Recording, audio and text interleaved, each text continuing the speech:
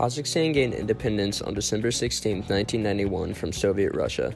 Since then, the same man, Nursultan Nazarbayev, has been president of the country, and he is considered fairly authoritarian. With the authoritarian regime that has been constant since the beginning of Kazakhstan comes the heavy restrictions of freedom of assembly, speech, and religion. Although the country has many political corrupt qualities, the economy of Kazakhstan is stable. Kazakhstan has one of the largest oil and gas reserves in the world, as well as being the lead exporter of uranium. Kazakhstan's economic state is currently very stable. Technically, only 2.7% of the population live below the poverty line, and similar to the US, unemployment sits around 5.2%. However, it is unclear as to what exactly their standard of living is. Because of the abundance of natural resources the country has to offer, the country's top exports include crude petroleum, refined copper, radioactive chemicals, and petroleum gas. Kazakhstan's previous involvement in the Soviet Union created a period of difficult economic time in the country. However, in 2000, Kazakhstan became the first former Soviet republic to repay its debts to the IMF. Its Central Asia location and landlocked state doesn't make Kazakhstan the most attractive place for foreign investments.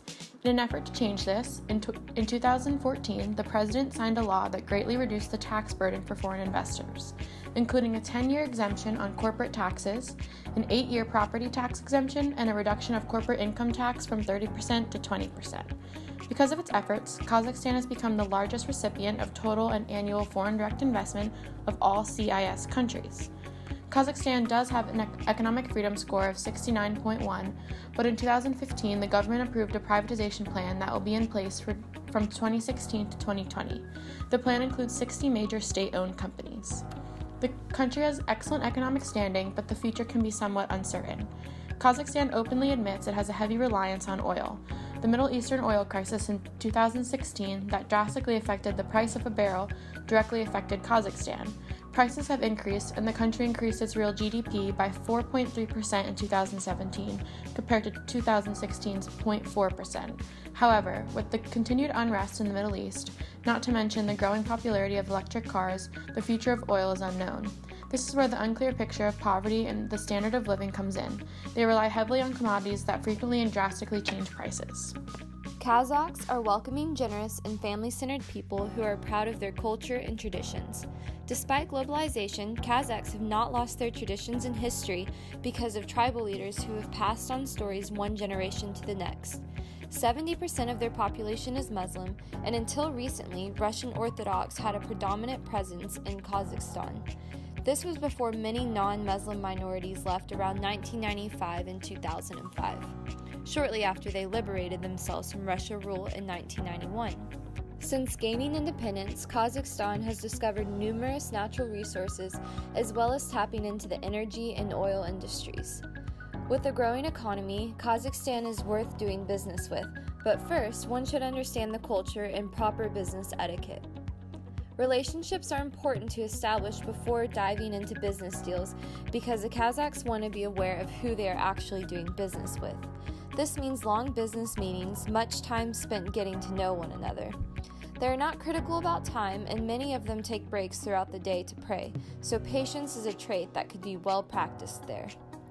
Once Kazakhs do get down to business, they may come across as argumentative, but this is nothing personal. They practice a strict hierarchy, top-down approach, so it is important to know who you are talking with. People towards the bottom carry less leverage than those with higher status, and arguing with those senior than you can be considered disrespectful.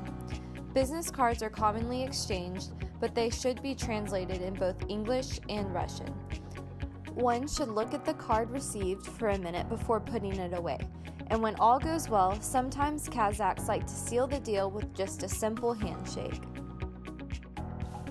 One of Kazakhstan's viable business opportunities is to use its current resources in order to emerge as a leader in the space tourism industry.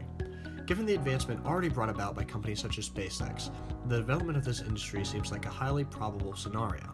Kazakhstan's competitive advantage lies in Baikonur Cosmodrome Space Center, which is currently one of the only two places where governments can send people into space, the other being in China's Gobi Desert. The Baikonur Cosmodrome was used heavily by the Soviet Union during the space race, launching not only the first satellite, but also the first astronaut into space.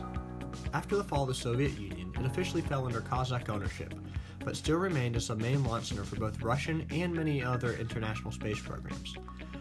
Russia currently pays $115 million to use the base each year, and ever since the Space Shuttle program closed in 2011, NASA also pays $424 million annually to use it for launching American astronauts to the International Space Station. Kazakhstan's opportunity lies in using its current infrastructure and space center to become a first mover in the market and gain a competitive advantage in the space tourism industry. The history and proven track record at the Baikonur Cosmodrome are strong selling points, and Kazakhstan's geographical positioning at the crossroads of Europe and Asia makes it a perfect candidate for being the headquarters for any space tourism company serving these two markets. If Kazakhstan decides to pursue this opportunity, however, it'll have to invest in developing the area surrounding the space center in order to make it more attractive to tourists. The town of Baikonur is in desperate need of modernization if it is to become one of the main centers of the space tourism industry. Currently, there are some social problems like drug trade and labor migrant issues, but once the town is given more attention from the government, these problems will quickly disappear. Overall, we wholeheartedly recommend that Kazakhstan proceed in developing Baikonur into the main launch platform for the European and Asian markets of the space tourism industry. The economic benefits are obvious, and becoming an established player in this developing industry will make Kazakhstan a travel destination for people who previously didn't know much about the country. Although it might result in a large upfront investment, we firmly believe that Kazakhstan will reap many long-term rewards by pursuing this strategy. There are a number of things to take into consideration about Kazakhstan before a viable business could be operated efficiently. One positive thing to note is that in 2015, Kazakhstan became a member of the World Trade Organization. Trade and communication is now very strong with both the European Union and the United States. However, traveling there may be a little more difficult. Other than the small Caspian and Aral Seas, Kazakhstan is landlocked, posing no issue of traveling by plane, but through ground transportation, a person would need to be prepared with the proper paperwork and permits to travel at least through one of its surrounding countries, Russia, Uzbekistan, Kazakhstan, or China. The average time allowed in the country without a visa, about 30 days, is perfect for trips to take advantage of space tourism offered there and then return home to Earth. Obtaining construction permits is incredibly difficult in this country, in some cases taking almost 190 days for projects to be fully approved. While the space station desired for space tourism is already constructed, all hotels or other establishments near this location would have to undergo a long approval process before construction could begin. It is the same with sending electricity to a new location. The whole process of routing power takes about 90 days on average and 6 separate procedures. However, sending electricity to a new location in Kazakhstan is about 9 times cheaper than it is in most of Eastern Europe and Asia. The key issues that seem to be apparent when doing business in Kazakhstan are the monumental wait times for plans and projects to be approved, and the communist government with supreme control over the country that can shut down any happenings in their country with no ability to contest their decisions. Though Kazakhstan is under authoritarian rule, their economy is stable. Now that the country is part of the World Trade Organization, trade is much easier since they follow guidelines. The guidelines in place ensure fair trade relationships across the globe. However, with Kazakhstan being landlocked, trading their resources internationally can be a bit more difficult. While they have plenty of resources they could trade internationally, such as oil, gas, and uranium, and a steady economy, we see an opportunity in tourism that they should take.